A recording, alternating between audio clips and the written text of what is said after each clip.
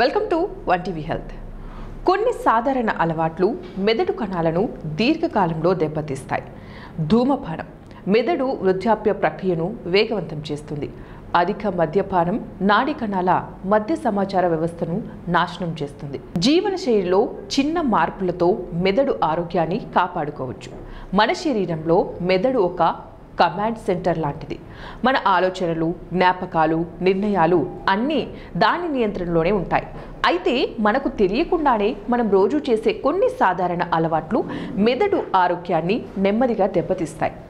ముఖ్యంగా ధూమపానం, మద్యపానం, నిద్రలేమి అనే 3 అలవాట్లు మెదడు కణాలపై తీవ్ర ప్రతికూల ప్రభావం చూపుతాయని వైద్య నిపుణులు హెచ్చరిస్తున్నారు. ముందుగా ధూమపానం కేవలం ఊపిరితిత్తులకే కాదు, మెదడుకు కూడా అత్యంత హానికరం.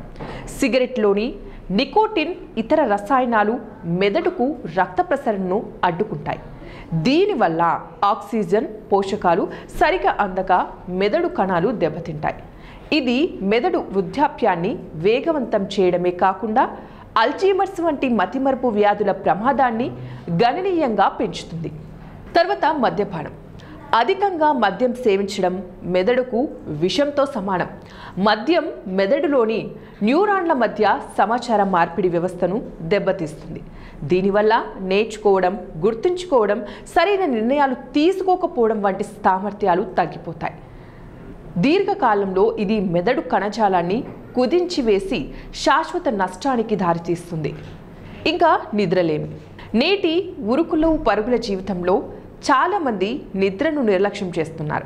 కానీ మెదడు ఆరోగ్యానికి తగినంత నిద్ర చాలా అవసరం. నిద్రలోనే మెదడు తనను తాను శుభ్రపరచుకుంటుంది, జ్ఞాపకాలను భద్రపరుస్తుంది. సరైన నిద్ర లేకపోవడం వల్ల ఏకాగ్రత లోపించడం, చురుకుదనం తగ్గడం వంటి సమస్యలు వస్తాయి. దీర్ఘకాలిక నిద్రలేమి డిమెన్షియా ప్రమాదాన్ని పెంచుతుంది.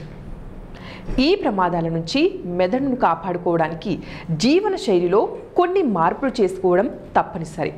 ధూమపానం, మద్యపానానికి దూరంగా ఉండాలి. ప్రతిరోజు 7 నుంచి 9 గంటల నాణ్యమైన నిద్ర ఉండేలాగా చూసుకోవాలి.